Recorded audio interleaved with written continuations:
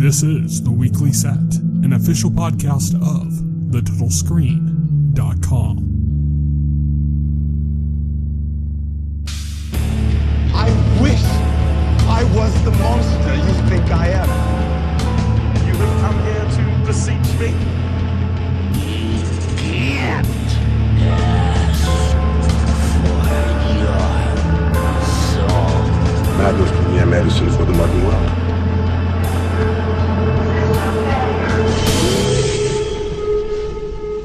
Hello, everybody, and welcome to The Weekly Set, the official podcast of The Total Screen. I am your host. My name is Tyson, and joining me today, as always, is my partner in crime here at The Total Screen, William Rohrig. Hello. Today is episode 252 of the podcast, recorded on April 28th, 2020. We're recording a day late, a day later than we usually do, but, hey, life. Today we're going to be discussing The Magicians, Season 5, Episode 13, Fillory and Further, kind of a perfect episode title to end the whole show on, I believe, as that's kind of like was the impetus for a lot of Quentin's movement in the very first season, and kind of everything that drove him forward. Right. So this is the series finale. It actually aired about a month ago now, so it's a bit late for us doing the podcast. We're not gonna, I think, do as much of a breakdown of like all the kind of events the way we normally do, because I think we're gonna spend most of the time probably just reflecting on the season and the series as a whole. But let's kind of talk a little bit about some of the stuff that ended up happening, kind of the eventual fates of our characters and stuff. I think the main kind of big plot point we got was that we got kind of the surprise reveal of this season's antagonist, who kind of orchestrated the events that antagonized our protagonist from the very beginning of the season. We just didn't know. It brings the show full circle. Yes. It was the reveal that Lance, who was Rupert Chatwin and Sebastian, the Dark King's lover that he was communicating with in the afterlife, wasn't actually Lance, but was the Beast, Martin Chatwin, Rupert's brother, who was manipulating Rupert by taking on the guise of his lover in order to convince him to open up the door between worlds. And so, yeah, like you said, it brings it full circle. Here you have this, horrific evil figure that was introduced in the pilot episode of the entire series and was the chief antagonist for the first, season and a half, I guess. It was kind of weird. They finished him off, halfway through season 2, if I remember correctly. Yeah, it was halfway through season 2, they finished him off, so. They had a big confrontation at the end of season 1, and then the big surprise of that was that they didn't win. Yeah, and then the surprise in season 2 was that they ended up finishing it off before they got to the end of the season. Right. Yeah. So basically he was the first big bad of the series. Mm-hmm. And kind of the root of almost all of the problems in the series, because this whole show has been about solving problems and then in doing so creating more problems. And Martin Chatwin was kind of the initial big problem that needed to be solved. So in order to do something that big, they had to create bigger problems. And then to solve those problems, they had to create bigger problems. And so this went all the way around until, as you said, we got the Beast reemerging this season again as the architect of kind of everything that's going wrong in Fillory. Although that theme kind of ended with this season because season 4 was the last season, the first season to end really without them creating a new problem. Mm-hmm. Yeah, it's the initial problem returned. Yeah. So it was interesting because this season was a little weird as far as direction went. I liked it, but it was very weird. It didn't establish a key big problem. It was kind of through the season. It was kind of all over the place, to be honest. Yeah, I mean, I liked it. I liked all the different threads as it went. Because it focused mostly on the character drama with these bigger stakes issues kind of popping in and out as it went on. Yeah, they pop. There's several different things throughout the season. So it's not just one thing. There was the harmonic convergence. Yeah, that's what it's called. The harmonic convergence, where they had to move the moon. And then there was and then after that, there was moving the moon caused it, they caused it to fracture, and they caused the moon to end the world, which led to an entire episode a Groundhog's Day episode with Elliot and Margot trying to prevent that from happening. And then the moon shattering and crashing into the surface of the ocean broke up the patterns on the ocean, which unleashed the Kraken. And then you got an alternate reality evil Dean Fogg, Yeah, and because you had these people that had wanted to use a world egg, which is something that Alice had been chasing from the beginning of the season, in order to create a new world for themselves. What we eventually found out, we didn't know what they wanted it for. Yeah, first. The world egg kind of becomes and then in Fillory we have the Dark King and the whole question of what is his intention. They have the Takers and everything, and that's a problem as well this season. And then we have the world egg, which becomes the ultimate problem at the end to cap off the season, because they have less of a problem. It becomes kind of the solution. Actually, it becomes a solution, but it's also a problem because they have these people first they have these spore creatures trying to get the world egg, and then they have these people, the couple who are balls. You mean? Yeah, the balls. Yeah, the couple who are also after it and are ruthless as hell. That becomes a problem. And then finally, in the last episode, we get the return of the Beast, who is the final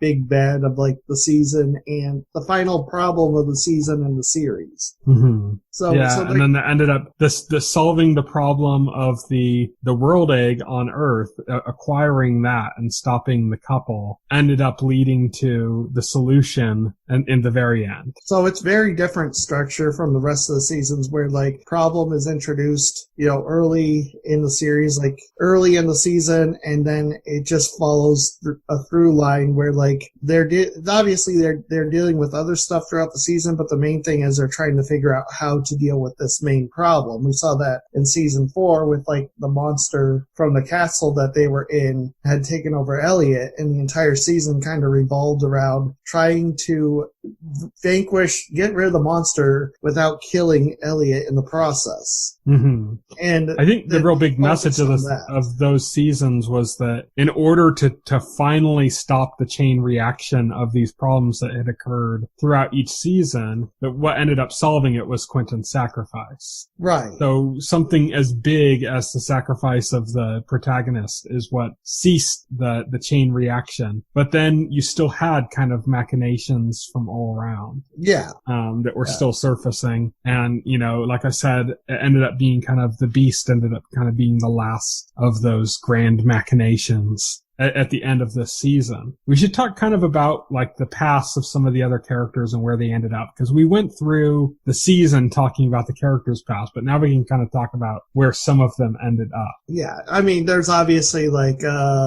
Penny. I get the numbers mixed up. So Penny 23. Yeah, Penny 23. Thank you. I knew I was going to just think Michael Jordan. Okay. That doesn't help. But anyway, what? Sports? I don't know anything about that. Just think the second to last of the lost numbers. So Penny 23, his journey was kind of coming to terms with himself, especially since he gets essentially depowered in this season. And so it's a lot of self-discovery for Penny, because he gets depowered, then he gets first he gets put in charge of a class teaching, traveling. Then he gets paired with a traveler from that class who also happens to be one of the Chatwins. Yeah.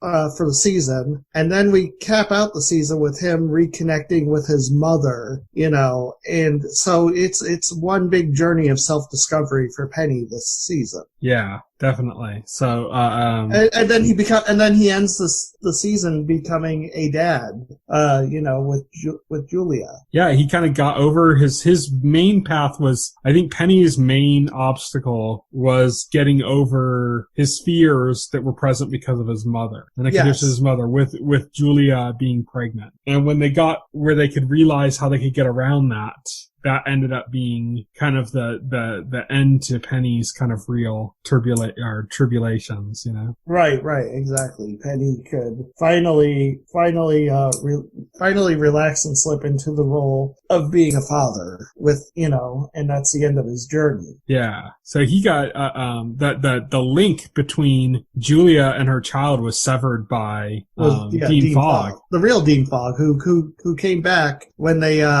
banished the evil Dean Fogg to the dimension that Dean Fogg had stayed in. He kind of came back seemingly out of his mind. Yeah, he came back because was coming at him with a knife and ended up cutting the magical umbilical cord. And they thought like he was doing that because he was out of his mind, but like he knew what he was doing. He just like he couldn't communicate. Yeah, they ended up communicating by putting a cat on his lap. Yeah, apparently, like because he went into this dimension like that's like a party all the time dimension or something. Like you had to use like some magical drug to get there, and so like I guess like spending too long in that place kind of like just messes you up that bad. But because he came out of it pretty messed up, but like apparently the cat absorbs that insanity and lets him be sane. As we all know, cats are fucking nuts. Yeah. Cats are a sponge for insanity. Yeah. Apparently. Julia's journey of the season is finding her purpose. So like we saw like last season, Julia was upset because she had her magic taken away against her will, largely because of a choice Penny 23 made to save her life in an instant. And she was pretty mad about that. But then we saw after Quentin sacrificed himself, Julia in her grief, rediscovered the ability to perform magic, you know? Yeah, because magic is intrinsically linked to like suffering. Yeah. In the world of the magicians. In the world. So Julia this season with her magic mojo back decides that she needs to go on a quest. That's her big thing. She doesn't even wait for something to happen to her. She just like kind of decides. And this pig guy from Fillory kind of approaches her. Literal masochistic pig, or not masochistic, misogynistic pig. Yeah, literal misogynistic pig approaches her and basically like poo-poos her for being a woman and saying that he needs to find a man. And this kind of solidifies Julia's resolve that she is going to go take on this quest. You know, she doesn't even know what it is, but she's decided she's going to take it on. And yeah, she's kind of taking on that role of Quentin's as that figure that always ends up pushing for these quests, because everybody else would be kind of like, why is this our problem? And Quentin's like, we need to fix this. And then everybody else get pulled into it. And now that Quentin's gone, she's kind of like, I think it's in a way, it's her way of like getting over her grief of what happened with Quentin I think also for Julia, it's more about trying to find her, like I said, she's trying to find her purpose. Yeah. She's trying to figure out, you know, like she's been a goddess, you know, she's been depowered, she has this magic again. She wants to know why she's there. Mm-hmm. You know, and I think that's what's really driving her in this season. And then, well, at the end of the season, we see that she's still doing that this is like kind of her new role. And Penny says, like, there's always going to be a quest, you know? Yeah. Penny says Penny is kind of like, there's always going to be a quest. He's kind of begging her to just quit and just settle down with him and the baby. But she's insistent that she's gonna continue doing these quests at the end of the series. Yes. I don't know if he's so much begging her, he's kind of accepting it. Yeah, I guess so, yeah. Reluctantly accepting that this is going to be like never ending, you know? Right, because Penny's done at that point. Yeah. Penny's kind of a stay-at-home dad, I think, at this point.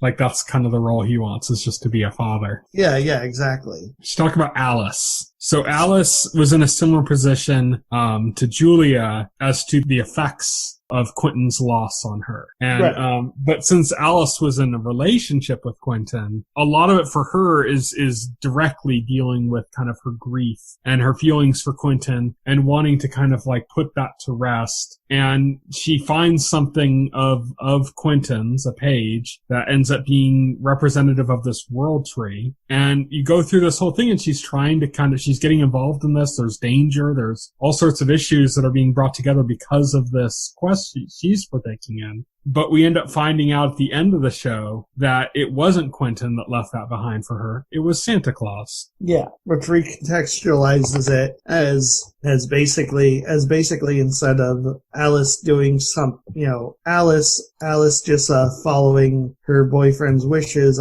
it's Alice's own quest at that point. Yeah, it's Alice having her own agency. Yeah, exactly.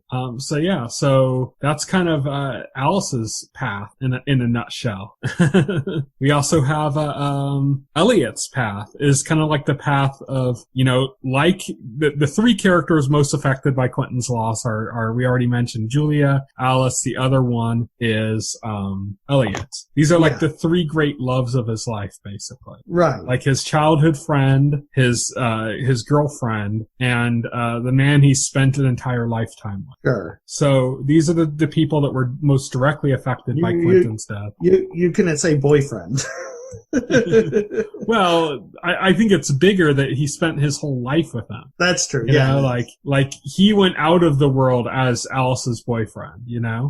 But he spent an entire lifetime with. He spent an entire lifetime with Elliot. With Elliot, yeah. And so that's left, a big scar on him because Elliot, I think, I don't know if it's right to even say that Elliot was his boyfriend because I don't think Elliot considers himself that. He considers it like, to Quentin to be like the love of his life in a sense, but they were never like boyfriends, Well, in that lifetime, they were together. Yeah, but they also, Quentin also took a wife and had kids and stuff, True. So it was still like he was like, I don't want to diminish it, but he was kind of the side piece of that ultimate life. Oh, that's awful. That's just like the harsh way of putting it. But like, that's what I mean though. It's like, I don't think he was at any point he was really his boyfriend or anything like that. It was more, to Elliot, he was the love of his life. To Quentin, I don't think it necessarily was the same thing. Like, I think he cared about it. What's strange is Elliot doesn't realize that until even after the fact. And until season 4 when he's trapped in his own mind because of the monster and he's going back to these moments in his path, that's when Elliot really realizes that was a thing. Mm-hmm.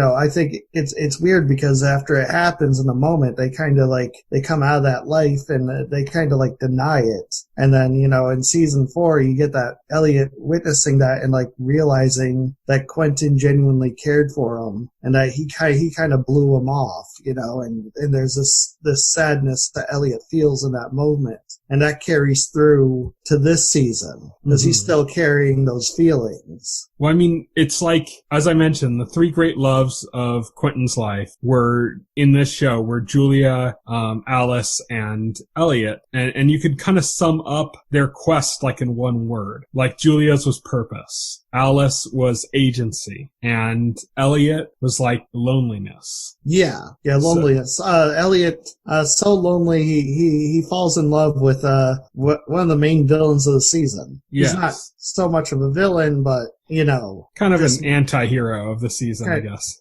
Misguided. Yeah.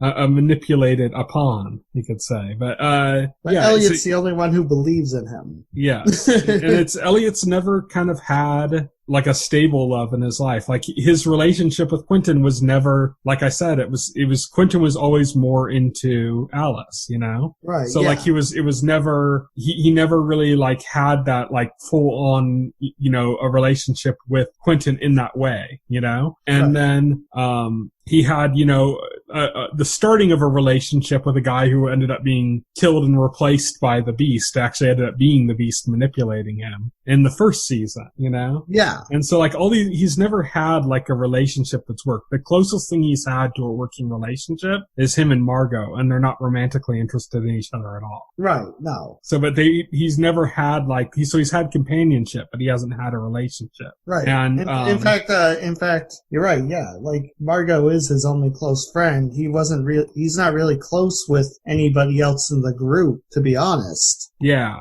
it was Margot and Quentin were the ones he was close to. Yeah. So he's kind of like never had this like full, you know, workable like relationship that kind of makes sense. And they kind of developed an interesting relationship. I don't know if it's necessarily like the be all end all, but it ended up being kind of like a cute ending for Elliot. And that's that they brought back this character that we had seen in the last season that had been trapped in his head. And they brought it back in a really cool way where you initially thought it was this monster that he had dealt with for so long trying to force its way back into him. Even though we knew the monster was gone, but like even we were second guessing, is this monster actually still there and is it trying to break through? And that's exactly what Elliot was thinking. And it turned out no, it's this kind of like simple guy that had also been through a similar life experience, being kind of possessed by that demon as well at one point. And he ended up clinging in Elliot's mind and kind of becoming like intrinsically a part of Elliot because he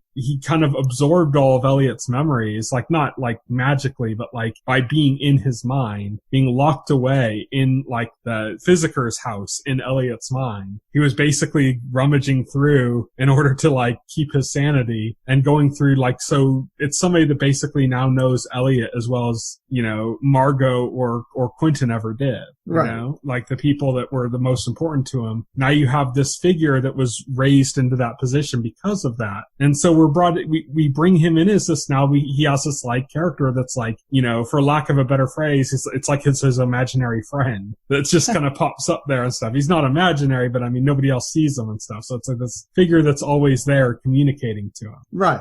At first, it's like, oh, that's kind of a cool dynamic, but I don't think you or I ever considered that going anywhere. Because, you know, I mean, obviously, well, he doesn't have a body, and they didn't ever play it that way at that point. But then by the end of the show, you have this other character, Hyman, that we had met a few seasons back, you know, who is somebody that has finally been returned to his body and now misses the astral plane that he used to live in. Right. And you have this... He hates existing as a physical being. And then you have this consciousness that lives inside Elliot but has no, like, freedom. Yeah. He's just stuck to whatever Elliot's doing. So we got somebody with a body who desperately doesn't want to have a body, and we have somebody without a body who desperately wants one.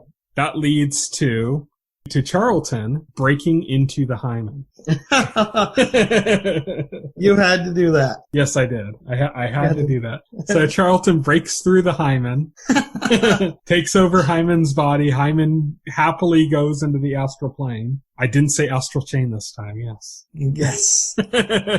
Finally. After all this time. So he breaks into the astral plane and is happy to be able to peep on people and not have to eat or just have the gross aspects of having a body that he'd gotten used to not having to deal with anymore. And Charlton gets to be, hopefully, Elliot's stable relationship. Well, that's the thing, is like he gets his own body and they kind of look at each other, and then Charlton, for the first time, kind of turns his position of Elliot kind of being his only lifeline, or like the only person he can communicate to. And that's kind of, I think, how you and I can't speak for you, but like how I read that at least. As right. Like that was their relationship, was to Charlton, Elliot was like his everything, but only because it was his only thing. You know, it was the only thing he could communicate to. So it was so important to him. But then they kind of turned that on its head and said, well, now he's free, but he's free as a person who's like knows Elliot on this incredibly deep level that few others have ever been able to, that probably nobody else has, because he's right. Literally had access to his memories. Yeah, had access to his brain. Yeah. Yeah. And so he turns to Elliot and kind of suggests that maybe there could be more. And Elliot's just kind of like, sure.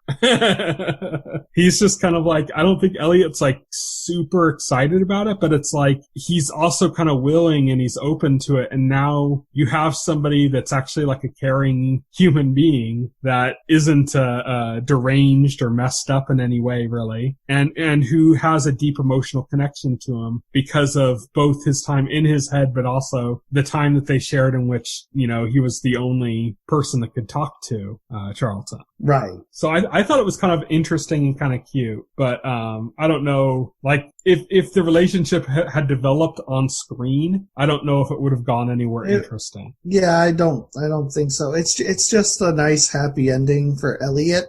Sometimes happy and interesting aren't the same thing. Yeah. And so, like, I don't think it would have worked. I don't think the relationship would have worked as something really interesting on, like, another season of The Magicians. But as, like, an ending to Elliot's storyline on The Magicians, I think it works. Right. Like, it's kind of like, oh, yeah, and they can be happy, and you take away all the chaotic drama that they would normally be suffering through on the show, and you just kind of let them have a nice, boring life, you know? Right, exactly.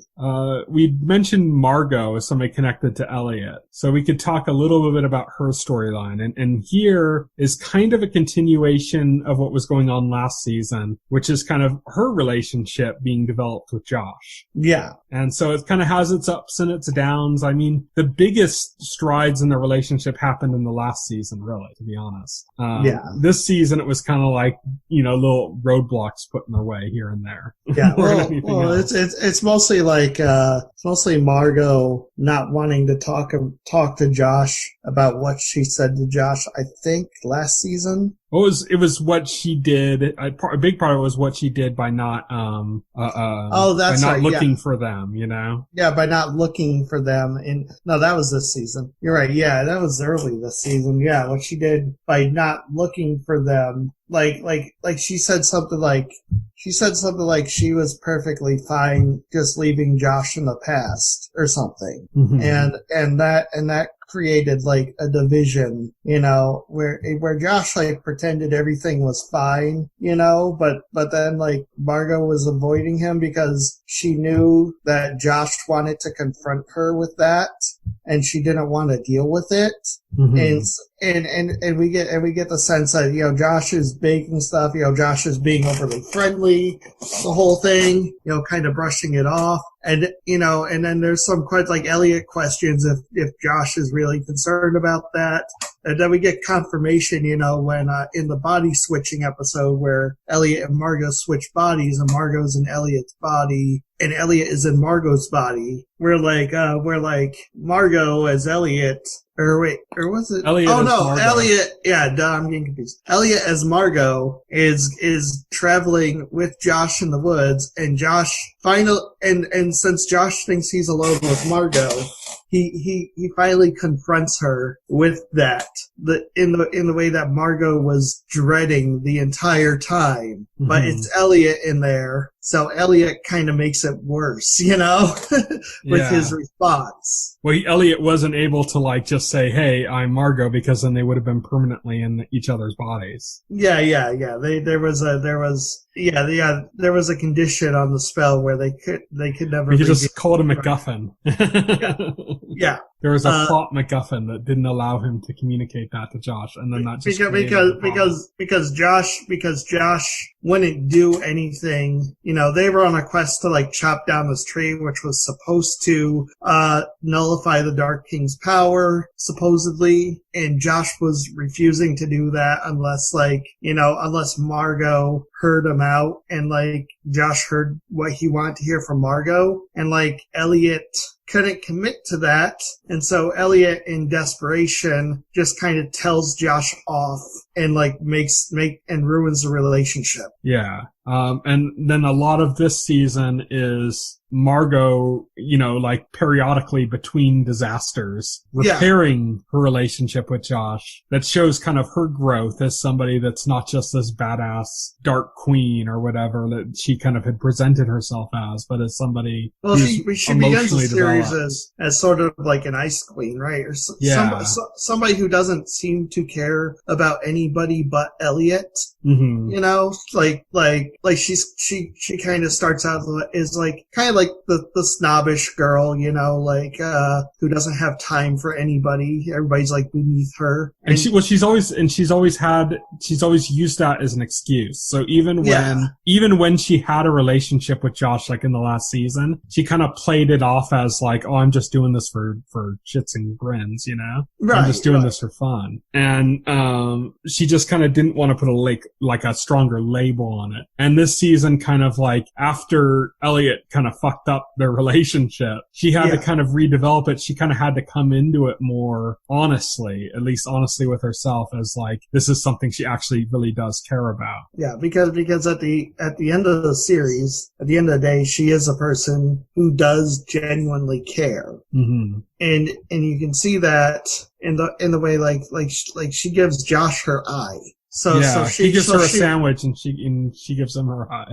So she can literally keep an eye on Josh, to make sure he's okay. Yeah. Up until the last moment in which she feels like she's sacrificing herself. Right. Thankfully, in that last moment, a Penny, now with powers again, is able to like save her. Yeah. We should move on because we kind of covered like her main crux of her story. We should talk about the character that kind of like I don't think really necessarily had a great development this season. The one character that didn't really feel like it had a satisfying direction for a character, and that would be Katie. Yeah, Katie's weird. Katie, like, I feel like it's been that way for like the past few seasons, where like she just kind of shows ever up since the other Penny died, pretty much. Yeah. Ever since the other Penny died, she hasn't really had like a major storyline. Like I guess she had like Queen of the Hedges, Yeah, Queen of the Hedges. She becomes Queen of the Hedges, but she just kind of pops up. Like she has like a semi-major storyline at the beginning of the season, and then kind of like. And just then kind of peters out. Peters out. It peters out after she and Dean Fogg go to that alternate dimension that I can't remember the name of. Yeah. But she takes that drug and she kind of leaves Dean Fogg there, and then she comes back, and then she kind of peters out. She only comes back into play when it's time to when it's time to like for the harmonic convergence, and I also think when it's time to plan the heist into the hotel. Yeah, she's just kind of like there as another player in all of those moments. Yeah. She's not like, she doesn't really have like an emotionally relevant storyline. If I had to say what her story was this season, I'd say that it was resolving her self-imposed obligation to the Hedges. Yeah. So that she could move away from that, because she didn't want to be Queen of the Hedges, but she kind of took that position as some of the fallout of things that had happened with some of the sketchy stuff the librarians did in the last season. Yeah. And so she kind of like was able to resolve that, I guess. And by doing that, she was able to kind of step away from that obligation and no longer be in that position. So I guess that's kind of what she did this season, if you were to like explain her storyline. But she didn't have like a strong emotional drive like any of the other characters we've mentioned so far. Right. And then the last kind of character, I guess, that we could really talk about, like going over all of these characters, is Fen. And so Fen's journey was kind of, I mean, literally it was like when you cast a character like later in a series and they're like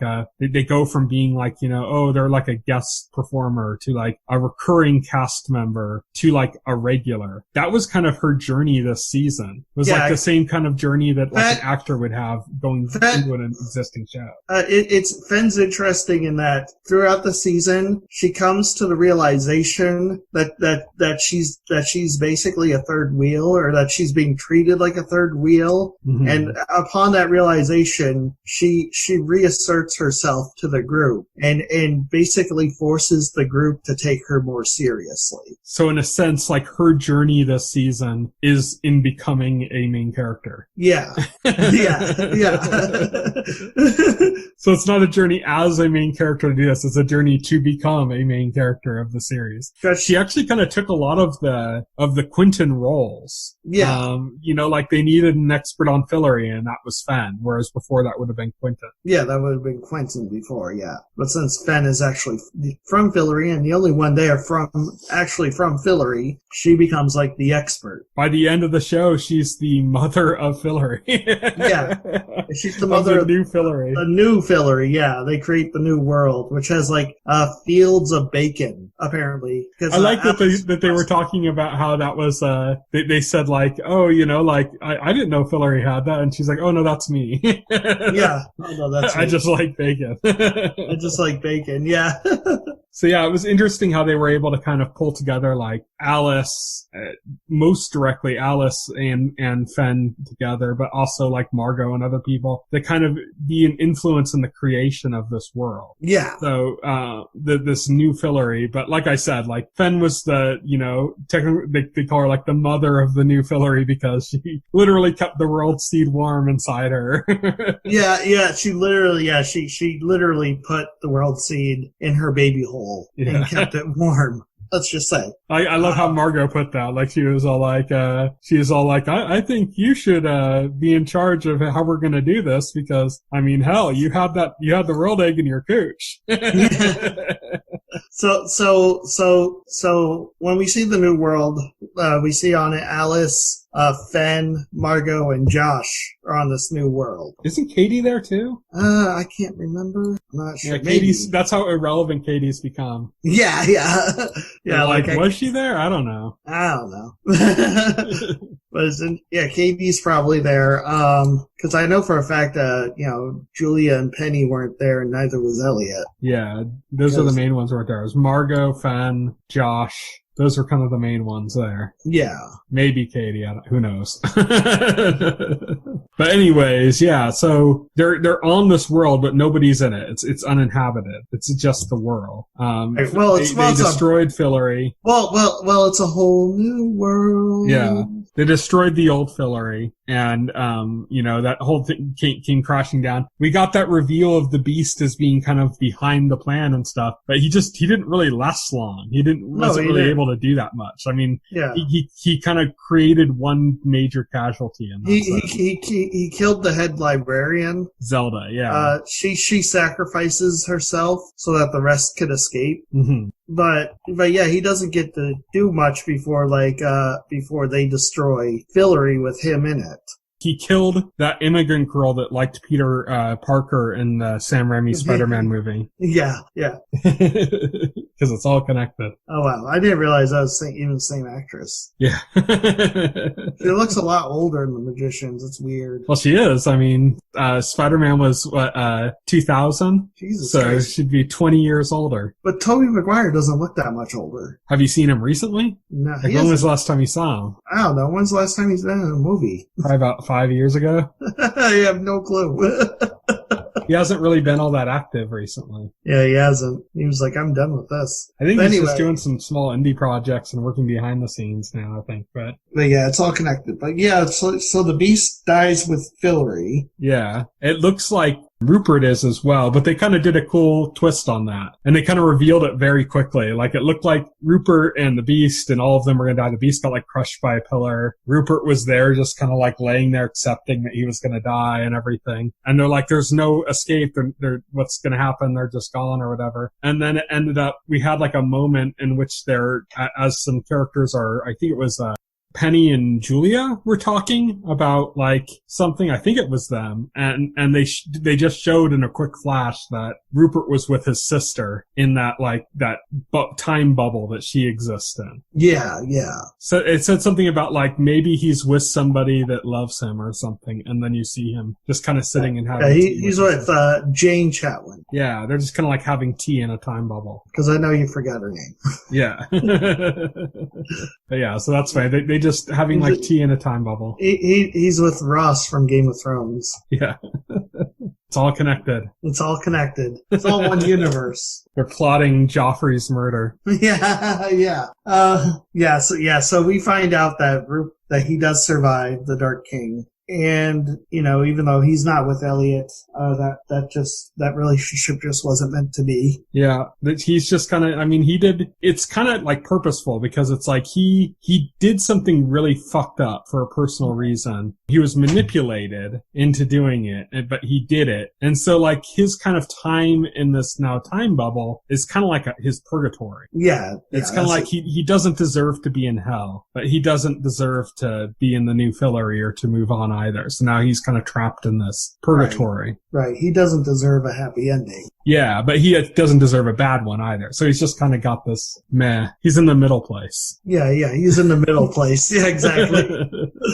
But, so we were talking about Fen when we got to this, but this is basically Fen now. She kind of picks Margot to be kind of like the High Queen of Fillory again. She does that in her position as like the mother of the new Fillory. She says that she believes Margot should be the queen. The whole series ends on a shot of Margot acknowledging she's the new queen and kind of like taking a sip of her drink. That's like the last shot of the series. Well, the last shot is them, they hit the switch on the temporary vessel that's housing all of the residents of Fillory. So by hitting that switch, they're theoretically returning all of the residents of Fillory to the new Fillory. Right. But it just cuts to black on that switch. And that's it. Maybe my episode ended like a few seconds short. But anyway. That's it. It's theoretically the people are back in Fillory. Everything seems to be fine. Like, remember when this was kind of like when we found out the show was canceled, we were like worried about the ending and stuff. And then we got the kind of stock answer of like, oh, we kind of ended it as if it was a series finale anyways, but we could have gone on. I really can't imagine them having moved on from this point. Like, I think it's weird, right? It's weird, right? Because we know for a fact that this was written with the intention to do another season. Yeah, like they did it with a safety. Yeah. They did it with a safety as if it would be canceled. Like, just in case it would be canceled, like we can resolve some storylines and stuff. But honestly, like I can't imagine it having another season of this. Like, it feels like a good, clean ending. You shouldn't have an ending in which Julia's no longer going on quest. I like the idea that Julia is still going on quest, but we don't have to see all of them. Surprisingly a satisfying ending, despite the fact that it wasn't meant to be an ending. It was just kind of like, I guess it was just kind of like they wrote it to where they really did write it to where it could end there and still be satisfying, but still leave the door open for further adventures. You've watched Angel, right? Yeah, I watch Angel. It ends on a pretty frustrating note. It ends on a frustrating note, but at the same time, it ends on that kind of like, we're going off into the fray and we'll always be doing that kind of like it does feel like kind of a season finale. Like, they didn't necessarily wrap up all of the character storylines as well as they could have, but like that ending moment, it feels like it's similar to like Julia's. Like, Julia's still going to be doing quests. They're still going to be fighting. I see what you mean, yeah, because like Angel ended on like this apocalypse that they kept hinting at throughout the series on Angel, like, was finally starting to go down, and it goes down in like the last 3 minutes of the series, and you're kind of like, oh shit, I've been waiting to see that. Then it ends. But you're right, yeah. It's kind of like a message like, this is a never-ending battle. Yeah, like this is how they're eventually going to die, but we don't need to show you that. You just need to know that they're always going to be fighting. Right. And that's kind of like what I got from Julia's ending. And then like, as far as like the Fillory, like, I wouldn't really want to see them develop a new Fillory. Like, I think it's perfect having it like end on the click, Oh yeah. Click, and to me, the new world's going to be populated. That's perfect. Like, to me, like, I don't need to see new adventures and new Fillory. Like, I'm sure that would probably be fun, but it's not something that like I need to see. Like, I'm not filled with regret that we're not going to get to see the bacon fields. It's kind of funny because Sarah Gamble made this show, and this is like, I compared this to Angel, but you know what's another show that you could compare this to is Supernatural. Supernatural, yeah. Sarah Gamble was one of the showrunners at one point on Supernatural. She was a writer on the show, but Supernatural had a similar thing where like, you could literally stop watching Supernatural after season 5 and it feels like the end of a show. Yeah. But then because of that, because that's such a conclusive ending, everything after that, and the show went on for another 10 seasons, but everything after that feels like a really long epilogue. Yeah, it does. And I think that's what would have happened with the Magicians. There's some bright spots, to be sure, in that. Yeah, it's not bad. Like, I like epilogues. Like, it's fun. Sticking with those characters and just enjoying being with those characters is fun. It feels like the core story's already ended. Yeah, you can take those 5 seasons, not watch anything else beyond those 5 seasons, and walk away feeling like you've just witnessed a complete series. Or you could keep watching and have fun, but it never feels as consequential. Right. And I think that's similar to what would have happened if Magicians had continued on. I think I would agree with you there. Also because I think this season was already kind of like struggling to find a purpose. Yeah. Like we mentioned at the beginning of the podcast, like this season was kind of all over the place and like problems and threats popping up. It didn't have like a thread that ran through the entire season like most seasons of Magicians did. So I'm just like, if we continued on, would like future seasons be as chaotic? And how long before that just no longer feels consequential? Well, the other thing is that it was always going to be weird without Quentin in the show. Yeah. And this season, I think it worked, but I think it worked because Quentin was there. And I don't mean like literally, I just mean like he was there like in spirit. Like they were talking about him. He was a motivating force behind a lot of what the characters were doing. Like his presence was felt. Like you could feel Quentin in that final season, even though he was never there. Right. And I think that you couldn't continue that beyond another season. Like if they had kept doing that, it would have felt weak. But if they had just stopped having Quentin in the show at all, it would have felt wrong. Like the show without Quentin feels kind of wrong. And this season it worked because he was there in a sense, like I said, like in spirit. But I don't think that's something you could really stretch out for that much longer. So it would have had to have recreated itself at a certain point. And I think that's kind of what the show did. By the end of the season, it had kind of recreated itself. But then that's also like the perfect point to end on. Because it's like you're seeing like, oh, these characters have now moved on. Like the scar left behind by Quentin's death, they've now moved on past that. They've used the motivation that was left by Quentin's death to move themselves to this next stage in their life. And we don't have to see that because that's not the story. That's just their lives. Their lives continue past the story. So I think that all works. And I can't imagine it working if they had gone another season. So I think it's kind of like the perfect place for the show to end. I don't think I would have been happy if it had ended last season where Quentin died and they had his funeral and that was it. I don't think that would have been a good ending for the series. Right. But I don't think that if they had gone another season past that, I don't think it would have been a good ending for the series either. So this is perfect, I feel. Yeah, I felt like it ended good. Yeah, I mean, I think it's a lot better ending than a lot of shows that plan their endings. Honestly. So yeah, I mean, it's a great ending this year. That's pretty much it, right? Do you have anything else you want to talk about with the Magicians? No, I'm good. Okay, so all that's left to do is talk about what's coming up in the week ahead. So we're recording this on Tuesday, April 28th, but on Monday, April 27th, Never Have I Ever came to Netflix. Wednesday, April 29th, Normal People to Hulu, Extracurricular to Netflix, and Summertime to Netflix. On Thursday, April 30th, Council of Dads comes to NBC. Parks and Recreation is having a special on NBC, which is really cool. If you're a fan of Parks and Recreation, they're doing it as the characters are in the quarantine, so they're all communicating over something akin to Zoom. And so basically they got everybody, they put this together at the last minute and wrote it, and pretty much all the actors have come back, and they're just doing this one kind of little special episode, which is really cool because that was a great show, and it ended, and we had no expectation we were ever going to get something like this. So to get this in this kind of time is really cool. And I believe the profits to it are being donated to charity too. So it's kind of a cool little thing. Drifting Dragons comes to Netflix on that same same day as well. The Forest of Love Deep Cut and The Victim's Game also to Netflix that day. On Friday, May 1st, 2020, Trying comes to Apple TV Plus, Betty to HBO, Upload to Amazon Prime. That one looks pretty good. It's got Robbie Amell, Stephen Amell from Arrow's brother or cousin or something.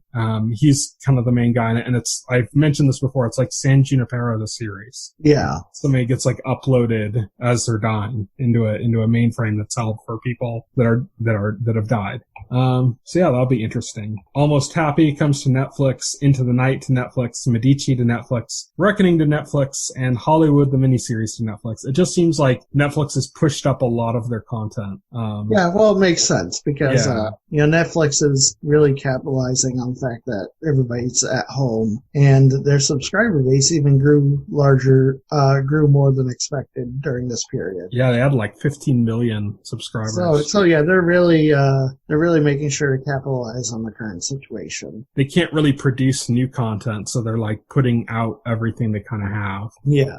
They have a backlog of stuff just kind of waiting to go up, and they're just kind of pushing it all out as quickly as they can in order to get people stuff to watch. On Sunday, May 3rd, Billions returns to Showtime, God Witch comes to Hallmark, and I think that might be Good Witch. I think I have it written down as God Witch.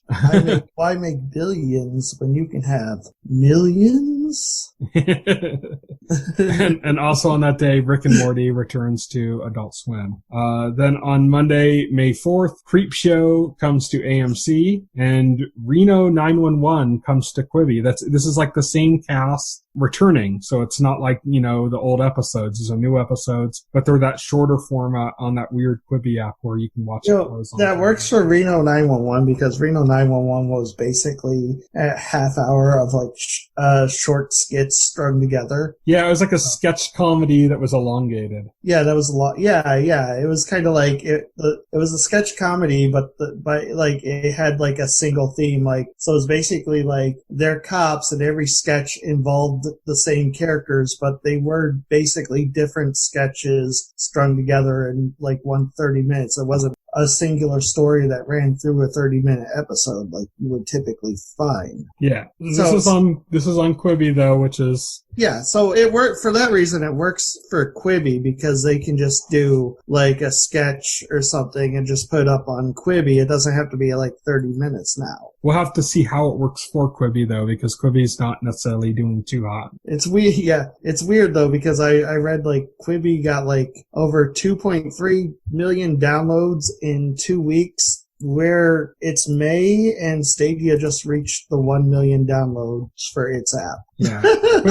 Quibi offered a big free trial, and people, I think, were just curious about the format. So I'm like, damn, Jesus. It's failing, and it still ran laps around Stadia.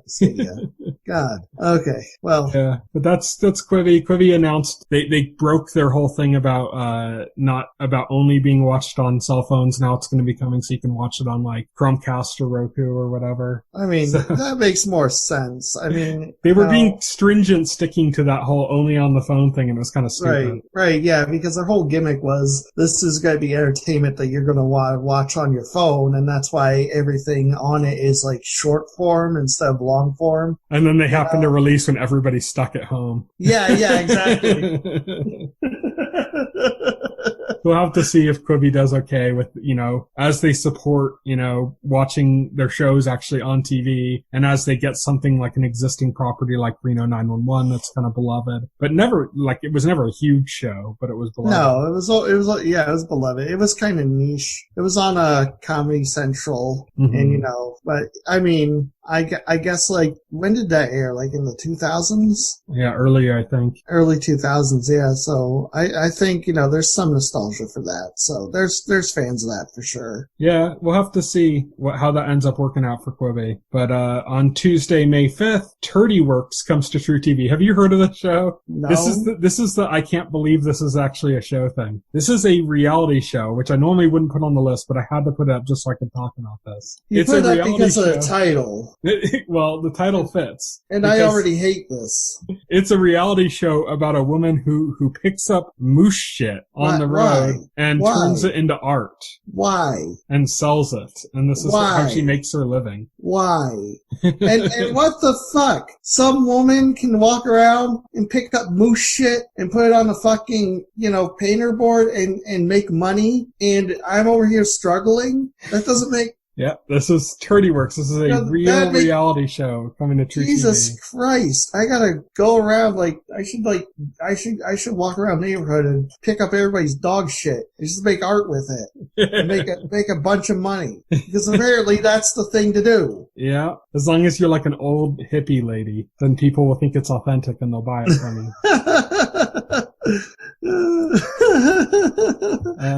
So on Wednesday, May 6th, The Oval comes to BET and Working Moms comes to Netflix. On Thursday, May 7th, Blind Spot returns to NBC. Bad Mothers comes to Sundance Now. Tyler Perry's Bruh comes to BET+. And Scissor 7, an anime series, comes to Netflix. On Friday, May 8th, Solar Opposites comes to Hulu. This is from the creators of Rick and Morty. The Eddie comes to Netflix. Dead to Me returns to Netflix. And Valeria comes to Netflix. On Sunday, May 10th, I Know This Much Is True, the miniseries, comes to HBO. That's with Mark Ruffalo playing 2 roles. J.J. Villard's Fairy Tales comes to Adult Swim, and The Shivering Truth comes to Adult Swim. And lastly, on Monday, May 11th, I should say, The Third Day miniseries comes to HBO, and Border Town to Netflix. So that's it. That's what's coming up in the week ahead. Next week, we are going to be talking about Castlevania, right? Yeah. So yeah, next week is going to be Castlevania. So look forward to that. And until then, you can follow me on Twitter. I'm at Tyson Gifford. You can follow Will. He is at Voxel Hero. You can check out our Facebook page and our YouTube channel, as well as our site, thetotalscreen.com. You can subscribe to this podcast through any major podcast client like iTunes or Pocket Cast. And the entire backlog of our podcast is available on our YouTube channel. So check that out. Thank you, everybody, for listening. Good night. Good night. If you would like to reach out to us and make a comment, send an email to contact@thetotalscreen.com. Stay tuned to The Total Screen for the very best in genre television.